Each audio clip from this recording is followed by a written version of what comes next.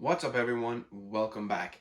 Today's video, I want to talk to you guys about the Hot Toys 1-to-1 life-size Nano Gauntlet.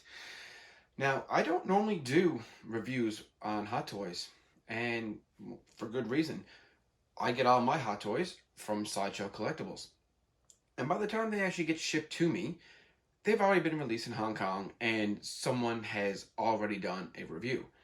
And in this case, that's no different.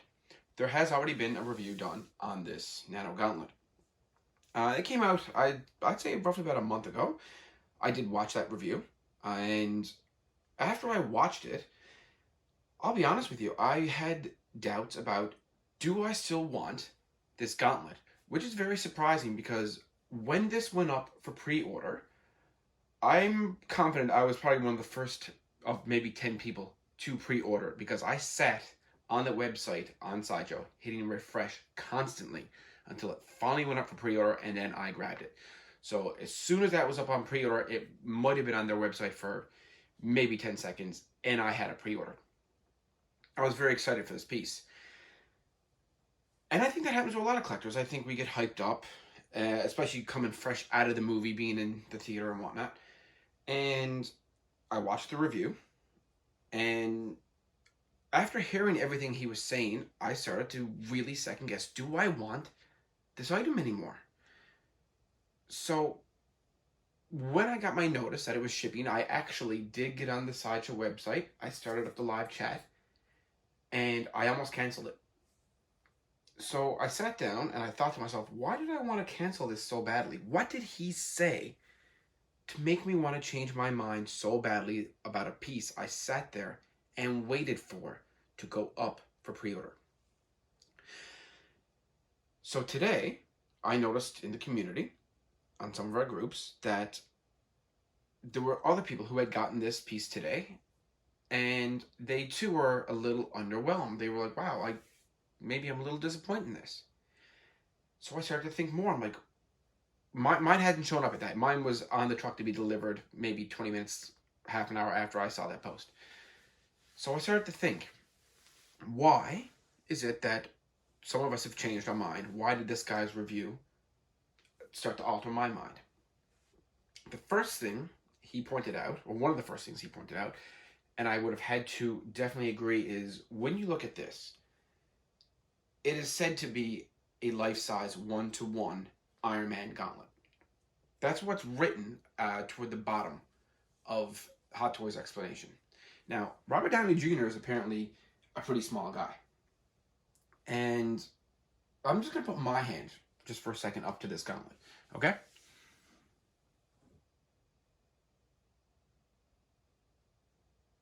Now, when you look at my hand compared to that, it's like, wow, how is that a life-size gauntlet for Iron Man? And when he showed that, I was like, wow, they've definitely got the proportions off. So what I'm going to do now, it's not necessarily a review. I am going to go over the gauntlet. I am going to talk about things, but mainly what I want to talk about is the opinions and maybe some of the inaccurate facts that have been talked about this item. And I want to put in what I will say is my opinion and what I think might have been a few misunderstandings when people talked about this. Here we go. This is advertised, and it's on the box. Avengers Endgame Nano Gauntlet Life-Size Collectible. It doesn't mention Iron Man on the box. And when, again, I started having second thoughts, I actually went back and watched the movie about 2 hours in. You can see Rocket Raccoon, Tony Stark, and Bruce Banner, or Intellectual Hulk, Professor Hulk, whatever you want to call him. They made this gauntlet together. And you can see when Rocket says, okay, the gauntlet's ready. But, question is, who's going to snap their fingers? And you can see Tony's hand. I'll even put a picture up here. Tony's hand is at the base of the gauntlet. And you can see the proportion of his hand against this gauntlet. You can tell it the proportions that Hot Toys has here is actually pretty accurate. Why is that? So I'm going to just put my hand there, kind of like where Tony had his. Okay? So, why is that? Why, when we watch that movie, can you actually tell that Tony's hand seems a lot smaller, even in the movie, compared to this gauntlet? Well, this gauntlet was never technically made for Tony or Iron Man.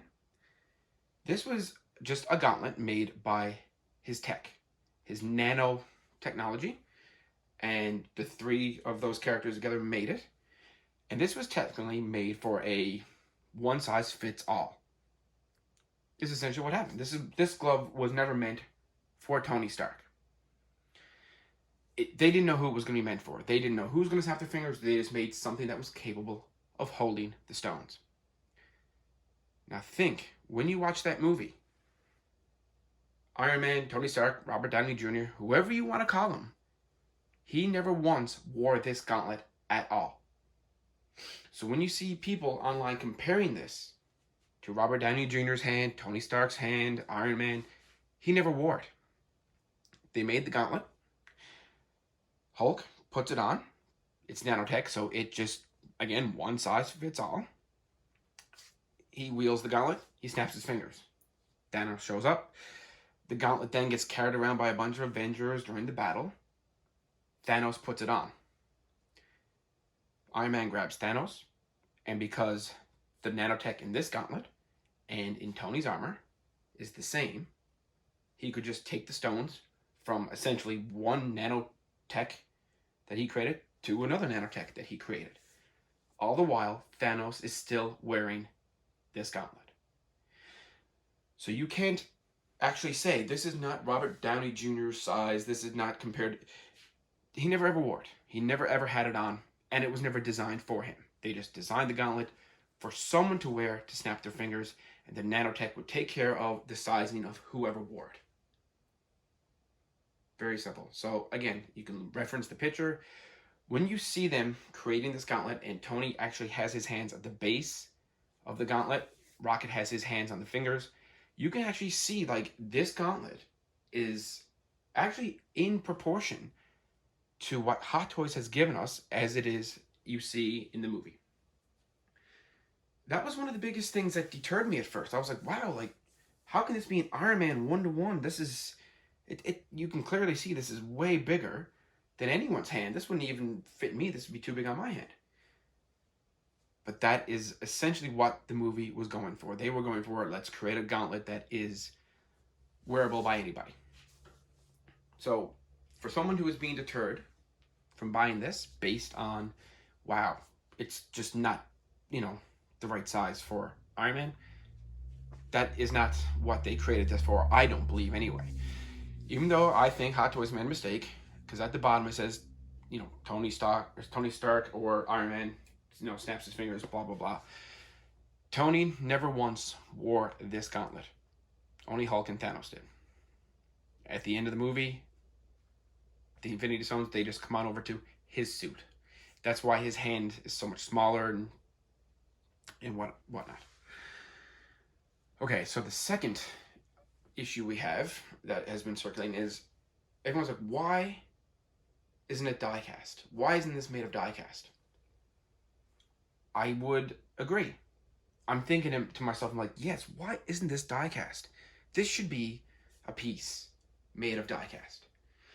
So I'm sitting down, waiting for this to show up, contemplating, do I send it back based on, again, the Tony Stark hand, but then I watched the movie and I kind of came to odds with that. I'm like, okay, you know what, maybe that's not a problem. Why isn't it made of die cast? Why would it be made of die cast? When everyone pre-ordered this, it was not listed that it was made of die cast. I've actually seen people post how they've been thankful they canceled the pre-orders. It was never listed as being made of die cast, and based on the pictures that we see from Sideshow and Hot Toys, this looks just like their pictures. So why do we want it to be die cast? So think in your own mind right now, when I ask you that question, why would you want this to be die cast? What would your answer be? My answer would be, well, because it would be heavy. There's nothing more better when you pick up an Iron Man figure, these die-cast figures, and you can feel the weight of them. You love it. And I'm going to quote something from the first Jurassic Park movie now, where Tim picks up the binoculars when he's in that Explorer, shot down by the T-Rex paddock. And the lawyer says to him, "Are they heavy?" Tim says yes. He's like, "Well, they're expensive. Put them back." That's our problem. Or at least, I think that's my problem. When I pick something up, when it feels heavy, it feels expensive. And that's what we're looking for. Like, I pick up, one of the new Mark 7s, or, any of the new Mark 2, 3, 4, 5 that they've made.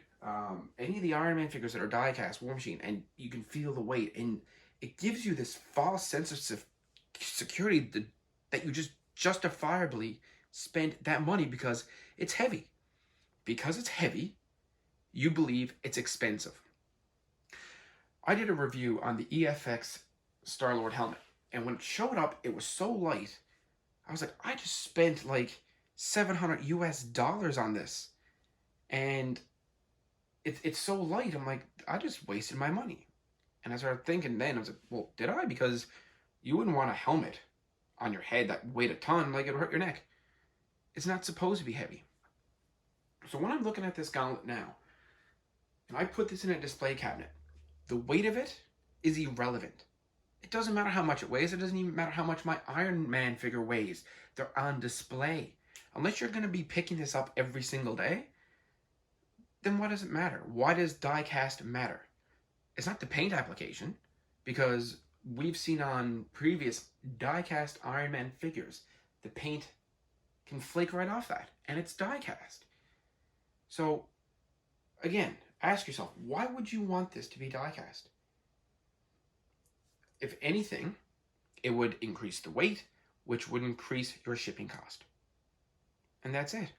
Once this is in my display case, you can't tell the difference if it's die cast or if it's plastic. With that said, when you pick it up, it definitely feels cheap.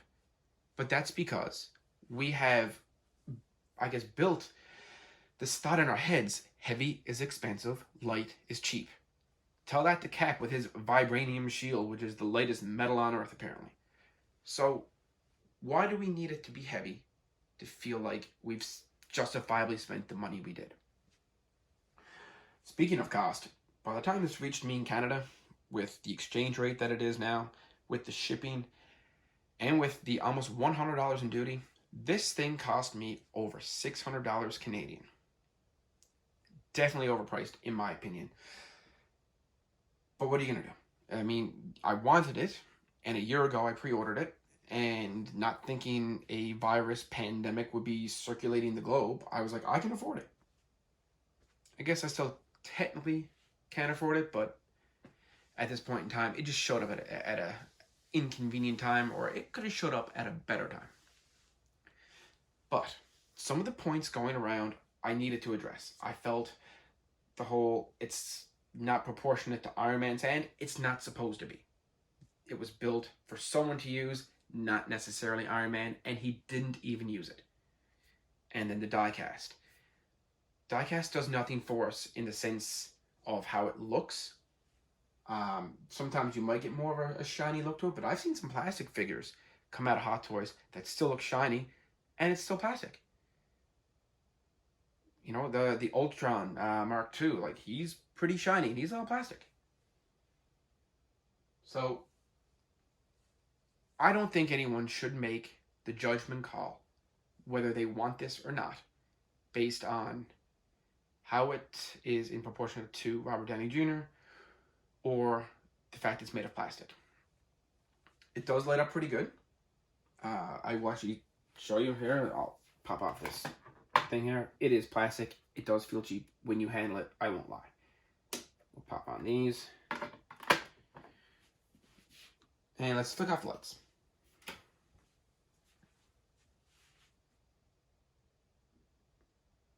Yeah, it's pretty cool, huh? It does have another mode. Pop this off while we're in the dark. Flip it over, and then you just got your steady brights.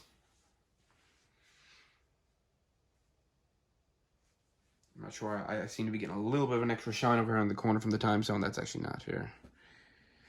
So,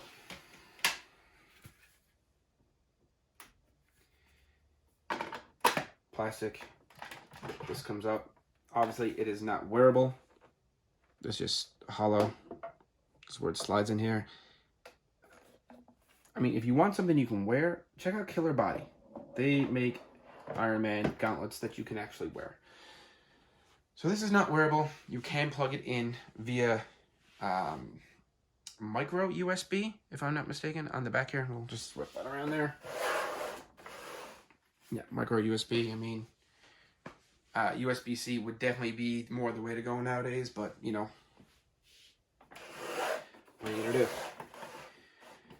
The base is still pretty cool. And overall, am I happy with it? Yeah, when I'm looking at it, just as it is, or I can include some other props with it, yeah, it does look good.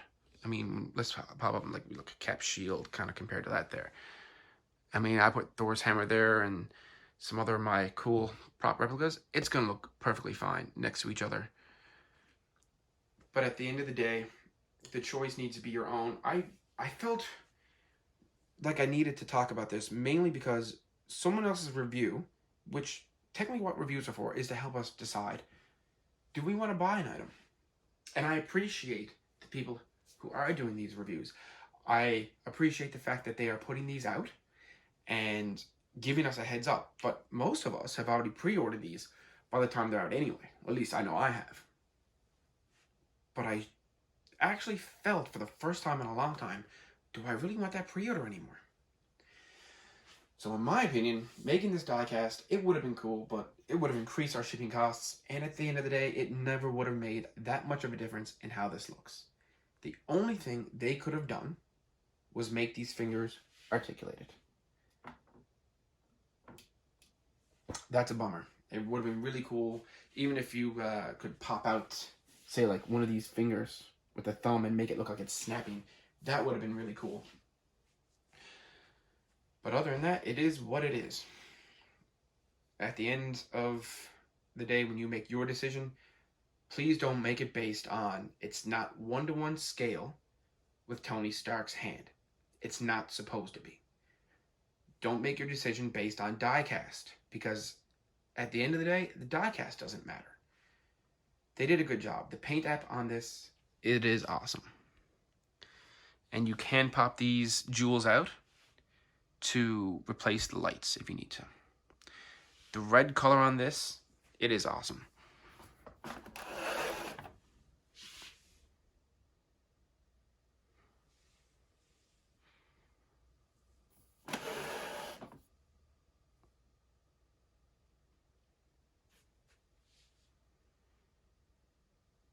So I hope you guys found this helpful. And primarily, I just wanted to get some of those, I guess, thoughts out of my head, because we might not have been thinking clearly after hearing some reviews or even just misremembering parts of the movie.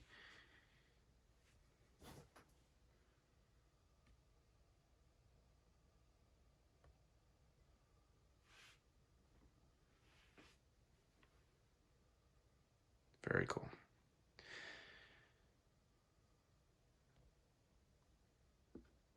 If you guys got any questions, any comments, feel free to make them, and I will try my best to answer everybody.